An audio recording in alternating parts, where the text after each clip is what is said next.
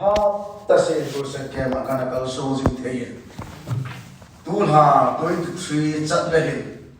hop ta se tu se ke ma kal so na kum som la gi hiding ai tan pati ka thang ba e je ka la chon ni chla ho bung hi kalunga ka na gel sing a hi je chun pasar pa ka phone a he the most welcome an hi in ka ke pa le jeng e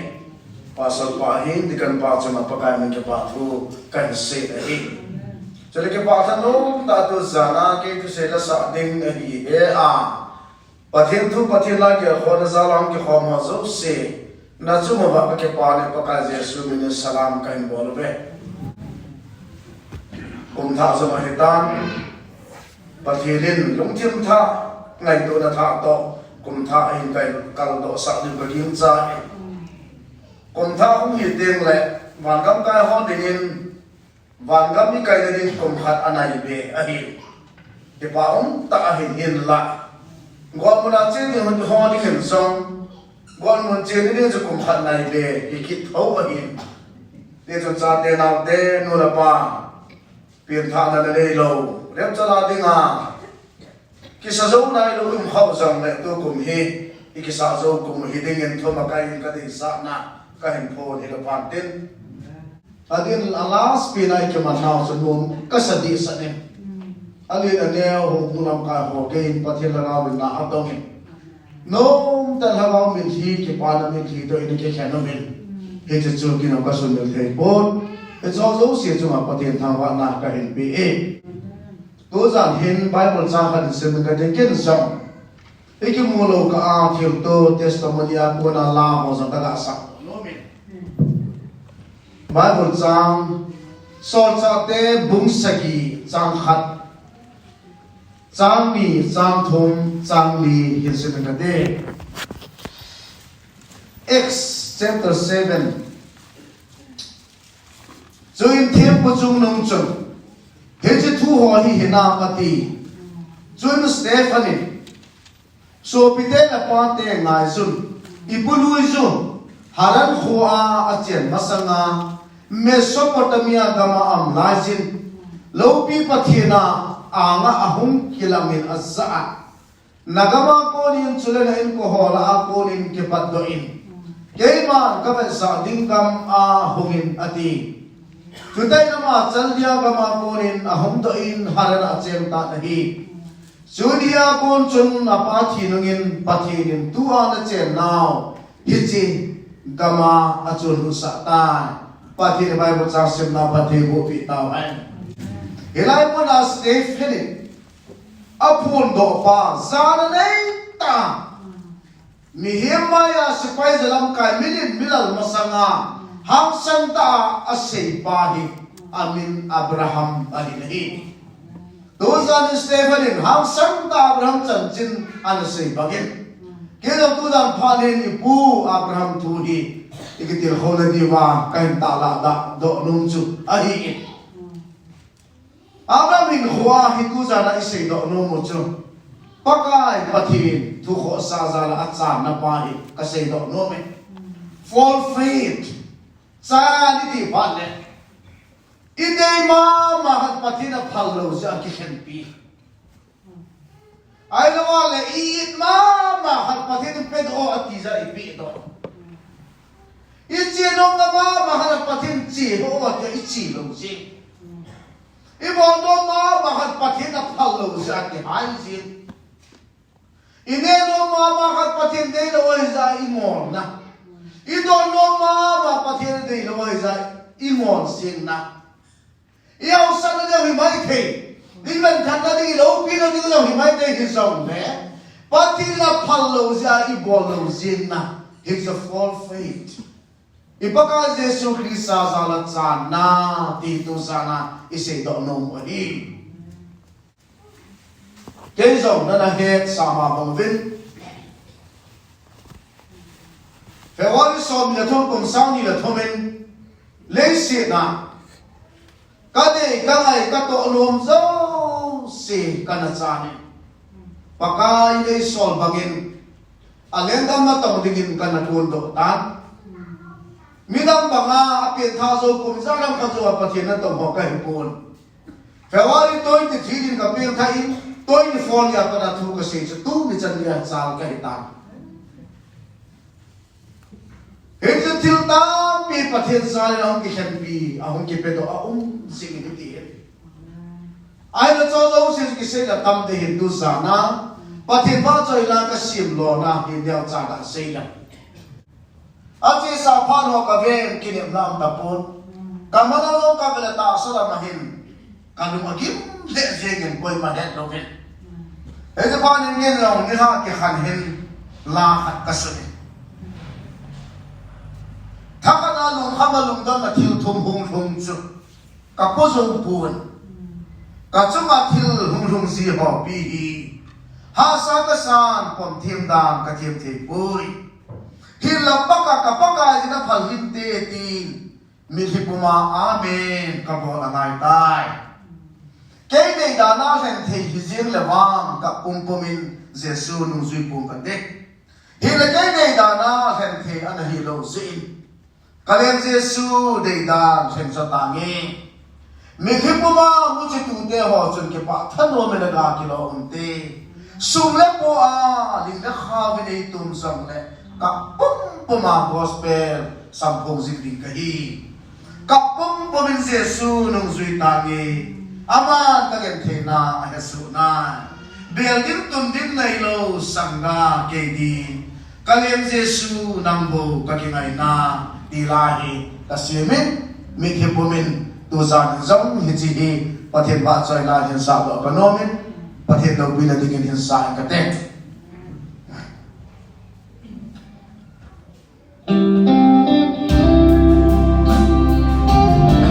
kanzuma thil holong si ho pi kan sa khat apo ba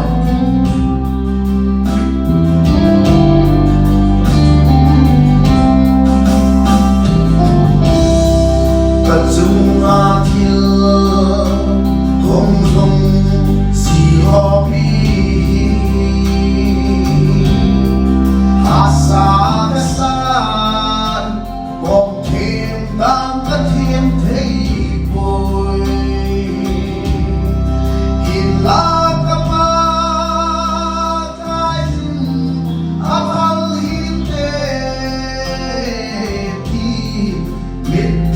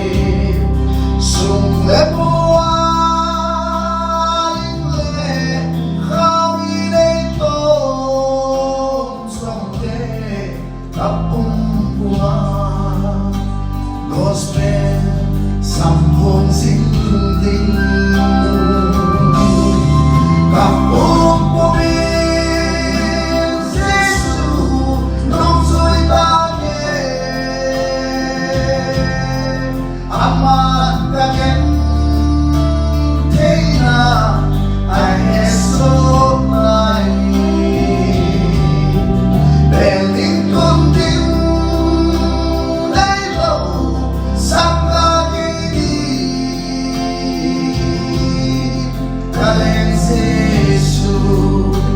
nambo kakilaiya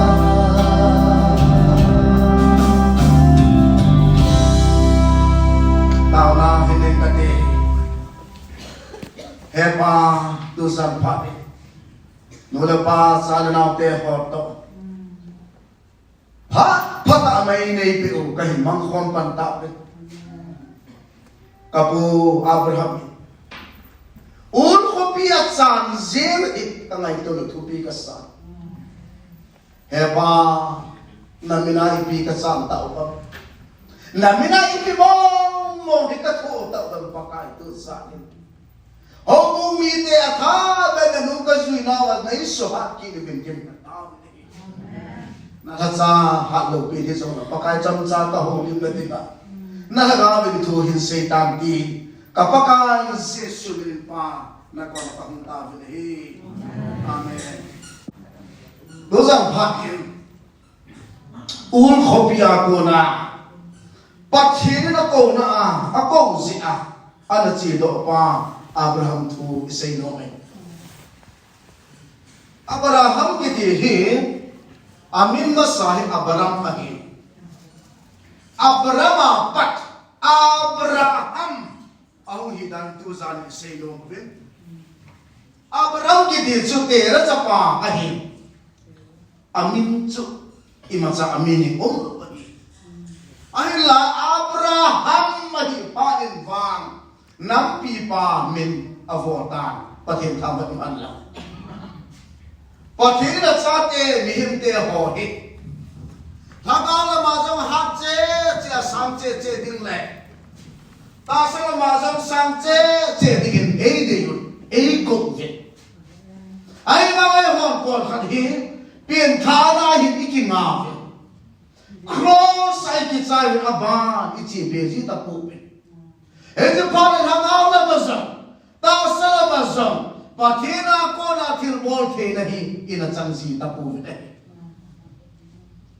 Abraham kiti apa tera ahil, apa tera se namuni ur ahil. BC thum, BC li kiti laya chu, ur khopi vadole se na dinga khopi le pe ahil nahi. Hedi kopilien perahin mihausa abol te ane zausi ul kopiasun akitsun lutven hedi ba mihausa mibol te zausi atsen lutna ul kopiasun tera kitipan lumtim hatahin neitane tera in ahet jepi ha miem kalin sa khone lubin tasan nabeyin Hậu khăn này là bên ông thầy bồi đi à hết này hết chúng ta ra thì hậu khăn đã phụ đội hết chứ mà bà đã phụ đội hậu chú the word sivo munga nisapatin chapatin hậu hit apo đội này ama bilin milalo ul kopia cho ta chezin nisano sa hipatin na hiti aham samit na hiti Hedi dai para bizau se agam ur hopi achun sa chu pathi na hi dis anom ta vi ano pajna ma ni zo se ko ma chun mai cham thil toi ma zo se ala na ma hi thim pu apange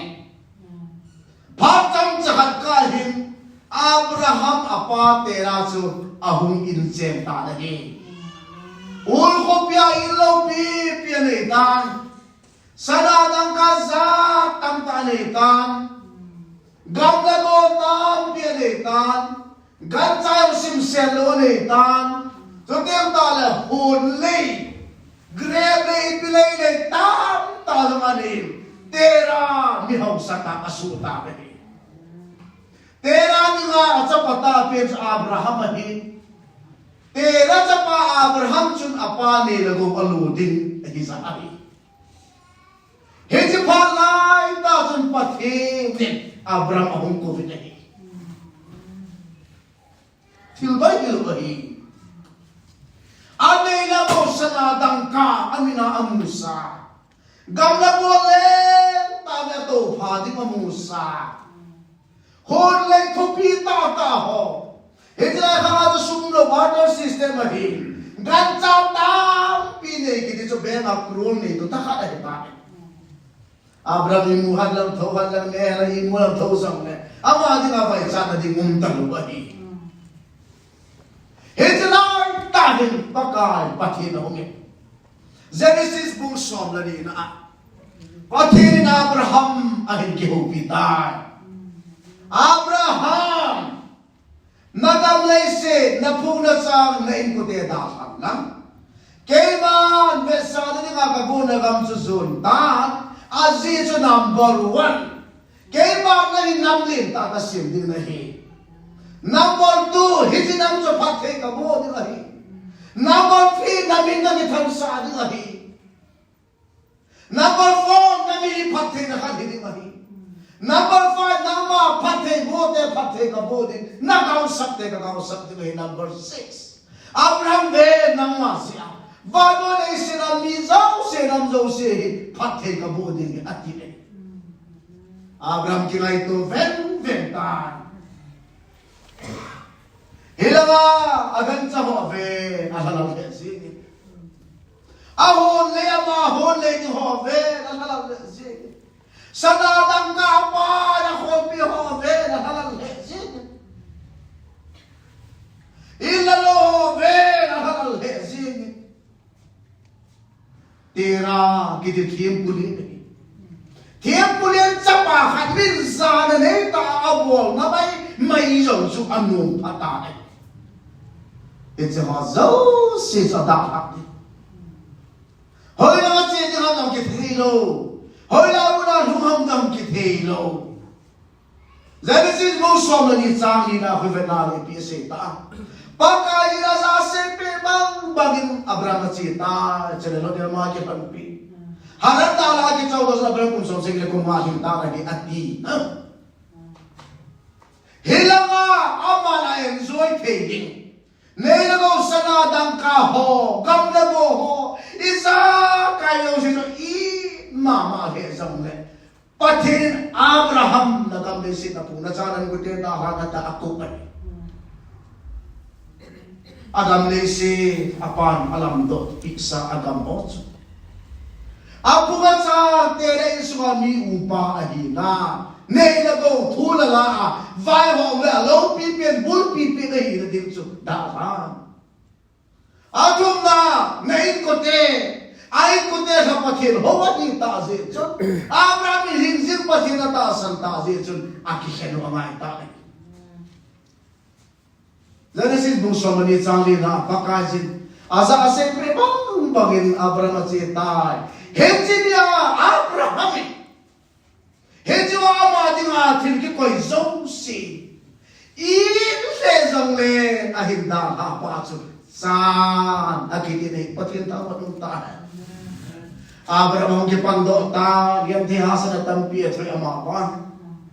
apana hum him ta pathin dunia atip nagam Israel gam apeta nahi pathin lo pina chanta hai